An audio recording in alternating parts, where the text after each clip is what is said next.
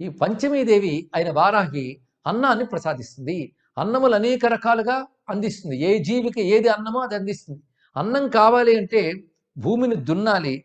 దాని నుండి వచ్చినటువంటి ధాన్యాదుల్ని మనం తినడానికి అనువుగా మార్చుకోవాలి. ఆ దున్నే శక్తి నాగలిగాను, ఆ వచ్చిన ధాన్యాన్ని మనం తినే శక్తిగా మార్చేది రోకలిగాని చెప్పబడుతుంది. అది అన్న ఉత్పత్తి కలిగించేది నాగలి, అన్నాన్ని పరిణామం కలిగించేది రోకలి. ఆ రెండింటినీ ధరించింది. ఇది హలముసలాయుధం అన్నప్పుడు అంత విశేషమైన భావం ఉన్నది. అందుకే ఈ తల్లిని భావన చేసి ధ్యానించినట్లయితే అన్న పుష్టి శుభ్రంగా లభిస్తుంది. అంతేకాదు సరైన అన్నం లభించడం ఒకటి, ఆ అన్నం శరీరానికి హితవు కలిగించి ఆరోగ్యాన్ని కలిగించి పుష్టినివ్వాలి. ఇన్ని రకాలుగా అన్నం పరిణామం చేసేటట్లుగా చేయగలిగేది వారాహిదేవి. అంతేకాదు వరాహం భూమిని తవ్వుకుంటూ వెళుతుంది. భూమికి సంబంధించిన శక్తే వరాహం. అందుకే భూమిని ఉద్ధరించేటప్పుడు వరాహ రూపంతోనే విష్ణు ఉద్ధరించాడు. అంటే భూమిని ఉద్ధరించేదే వరాహతత్వం అని. అంతేకాదు ఈ వరాహతత్వం యజ్ఞతత్వం కూడా. యజ్ఞ